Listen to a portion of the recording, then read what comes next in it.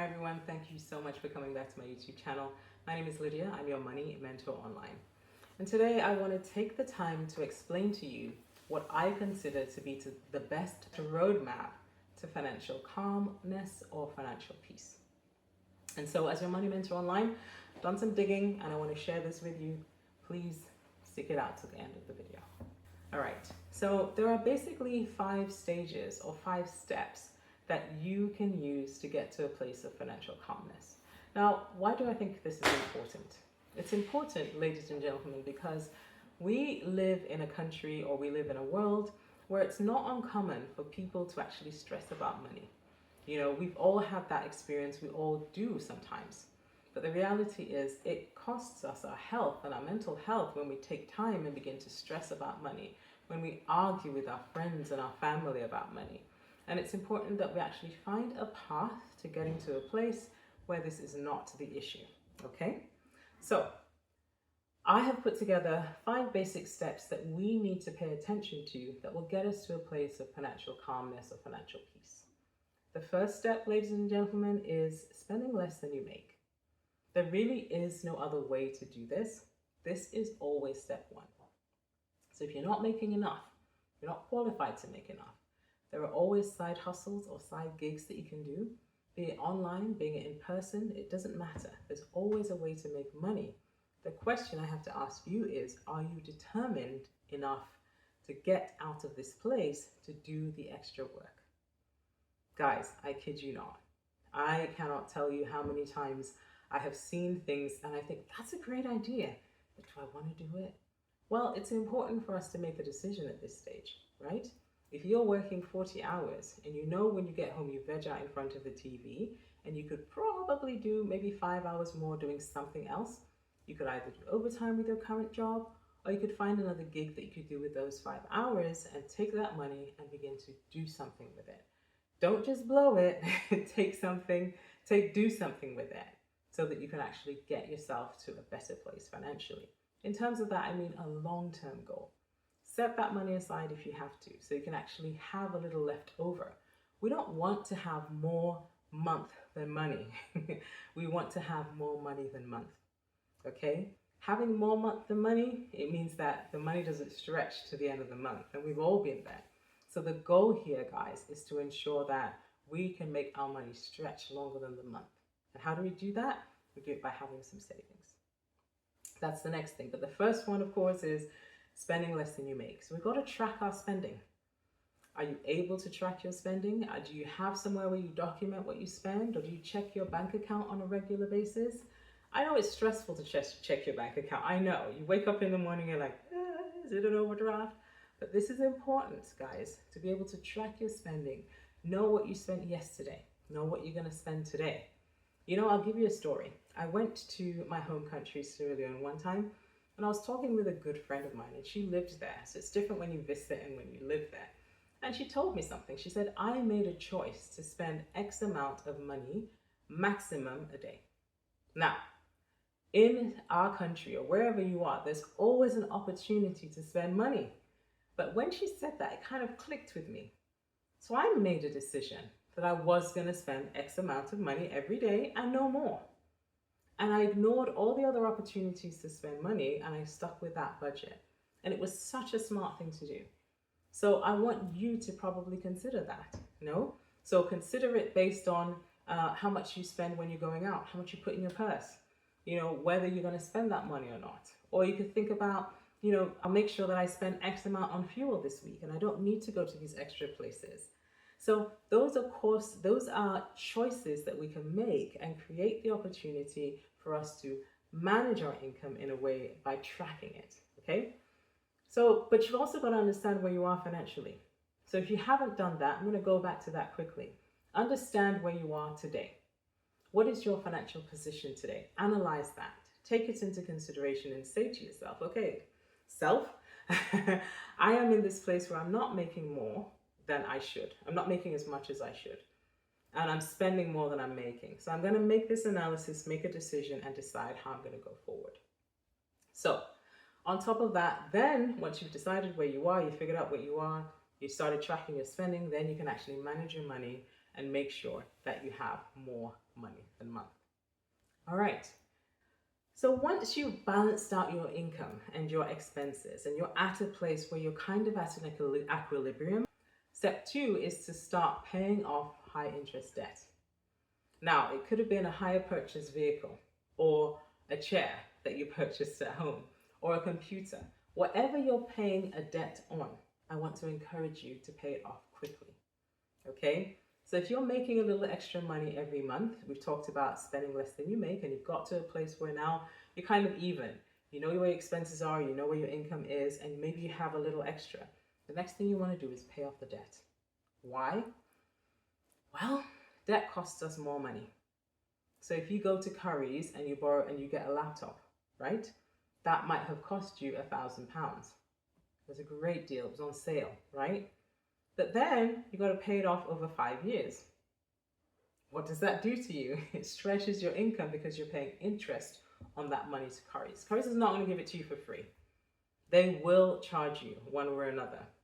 So if you have an opportunity to do interest-free, that's a completely different thing. But if you are paying interest on it, ladies and gentlemen, you want to knock that out quickly, because that's money that is not going into your pocket, but it's going into someone else's pocket. So pay off that high interest debt. Other ones are credit cards. If you have credit cards that have interest on them, transfer it to a 0% interest free card, please.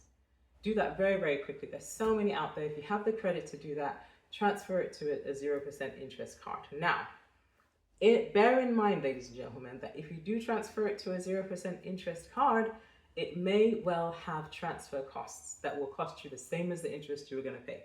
So be smart about this. Read the fine print, my friends.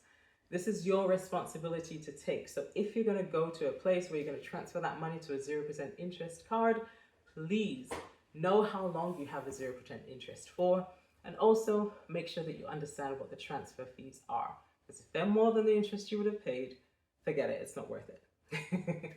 Okay, now, once you've paid off those high interest credit cards, and guys, it takes sacrifice, I'm not belittling that.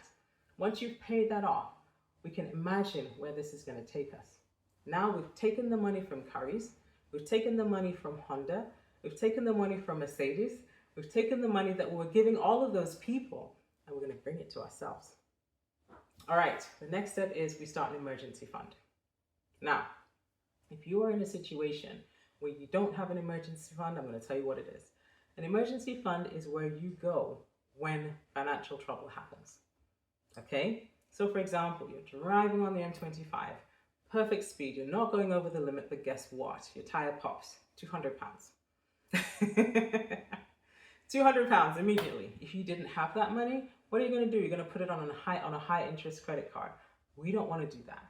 We want to build up an emergency fund so that when financial trouble hits, we have a buffer. Okay? That emergency fund helps you to manage those situations where life throws lemons at you and you have to make lemonade. Okay? So take that emergency fund, begin to build it up. My recommendation, 3 to 6 months to start. If you know your expenses are £1,000, work your way to saving £3,000. Don't touch it. It's there for an emergency. Another option is 6 months. Some people do 6 months, some people do a year. Whatever you can manage, whatever you have the grit and the sustenance to manage, and try to keep it full. So if you find that yes, something happened, don't leave it at that lower level because you spent the money. Go back and top it up as best as you can. Because ladies and gentlemen, this is what creates financial calmness, creates financial security, financial peace for you. Having an emergency fund does that. Now, once you have created that fully funded emergency fund, what are you going to do? You used to put £100 into that emergency fund every month, but guess what? It's full. It's where you want it to be. What are you going to do? You can either extend the length of time you have the emergency fund for, or you can take that £100 and start saving it towards investments. Now, if you're in the UK, that could be an ISA. If you're somewhere else, every country, I'm sure, has a way that you can save money. Take your time and think of this. Put that money aside. Now, what are we doing that for? We're actually setting it up so we can start saving for investments, right? So this is really cool. First of all, to invest, you need to begin to understand the investing world. I compare it to having a chicken or an egg. With an egg, when you buy that egg, you fry it, you make egg fried rice, or you make egg mayonnaise, you eat it, it's gone. But if you have a chicken, the chicken lays the egg for you, and then you can sell one and give one to your neighbor, or it gives you a constant return. That's the way I want to look at investments. Okay? So you begin to look at something that will give you a recurring return. So the first thing that you need to do once you understand the concept of investing is now begin to do research. What kind of investments suit your personality? What is your risk level? What would you take into consideration before you make an investment, right? You need to be able to understand these things. Some people are day traders and they will trade and they have no problem doing that. And that's their way of growing money. I would be terrified of that. I don't have that risk threshold, but you might. You need to understand what makes sense for you. My personality, I can't do that kind of stuff. So you need to look at your personality, look at what kind of risk threshold you have, and then you can begin to think of what kind of investment you can make. Now, take classes. Don't just take the free advice, guys. I'm going to encourage you to do this. Find someone who is trustworthy, who you can rely on to give you information. I'm not talking about your cousin Boo Boo. I'm talking about your financial coach, someone who you think, who you see as respected in the world. Buy their books, ladies and gentlemen. These people have experience. Don't go take advice from someone who's never invested, okay? Go find a professional investor, read a book that they wrote, and take that information as your own. Last but not least, we want to make sure that we are educated. So get the education you need before you take your money and put it anywhere, okay? Now, we've got ourselves educated. So we're at the 5th step now. We've got ourselves educated. We have a little bit of our emergency fund. We have our savings, which we're going to plan towards investing. What are we looking for in investment? The first thing I mentioned earlier, we want to look for something that recurs, okay? An investment that just gives you something once a month or one time ever is not what we're looking for. We're looking for something that gives you a recurring return. So, for example, it could be a stock that pays you dividends, okay? Typically that happens either annually or quarterly or biannually. However it works, you want something that generates a recurring income for you. So there are certain stocks that do that for you, okay? Dividend returning stocks. If it doesn't give you a dividend and that is your priority, you should be looking at something else if it doesn't have that, okay? So take your time and look for something that gives you the return at the frequency that you're looking for. The second thing that I would do is I would definitely look at things that open those doors. So for example, we talked about dividends. That is great. Another thing that you could think of is digital products. Digital products. Ladies and gentlemen, this is the information age. TikTok has shops. TikTok has a shop, for example, that people will spend endless amounts of money for if they need what you're selling. So digital products are a massive product now. They're an asset that generates that recurring income for you. You make it once, it pays you dividends. Lots and lots of times. So it's important that we understand the world that we're in. So for example, before we had to have a box of eggs and go sell our chickens on the street. Now we can just write a book about the box of eggs and sell that, okay? It's a completely different world. Let's adjust to that world and make sure that we're growing in that situation and actually ensuring that we tap into those opportunities. So digital products are great. You could think of a book, you could think of royalties, whatever it is that pays you multiple times. Now, another thing that we can consider, of course, is property. Now, the entrance threshold for this is very, very high. I don't think everyone can actually get into this, but if you can do it as a group, that means that you've reduced the entrance threshold and you can all share with the profits. So property is great if you have a group of people you can invest with. Now, last but not least, a business that you might own or be a part of. So for example, multi-level marketing. It's a great way to learn how to sell and you can be a part of that, right? So that could be one thing that you could do. There are other types of businesses. I used to run a daycare where we provided services for 100 children. That was a completely different thing. Did I take on investors? I didn't. Maybe I should have. But we had that daycare and that was a great business that provided a recurring income for us. So ladies and gentlemen, you may not need to be in that business every single day, but if you're working with someone who you know is professional and has the integrity that you need, you could invest in someone's business and also get a return from that. There are risks, ladies and gentlemen, I'm not going to lie. There are no investments without risk, but you need to be able to make an informed and educated decision to see if this is something you want to get involved in. All right, that's it, ladies and gentlemen. In conclusion, we have the 5 steps that will get you to a place of financial peace or financial calmness. Now, the first one, like we said, is spending less than you make. The second one is paying off high interest debt. The third is taking that money from that high interest debt, not going getting other debt, but taking that money that directed to that high interest debt now to savings, creating an emergency fund for yourself and for your family so that if Murphy's Law happens and anything goes wrong, you have a buffer that will help you to ensure that you're not in financial crisis. Now, fill up that emergency fund, 3 months, 6 months, 12 months, however much you want to make it. And your next step then is to take that money that you were putting into that emergency fund, leave the emergency fund there, that £200 you were putting into that emergency fund, now we want to take that and invest it. So we're going to start saving that. Emergency fund is here, saving towards building an investment pot. You grow that investment pot, and then you can start deciding what you invest in. Get educated, take classes, read books. Don't let anyone wash your face upwards. Make sure that you're smart and you know what you're getting into before you part with your money. That is your hard-earned sweat that you worked for.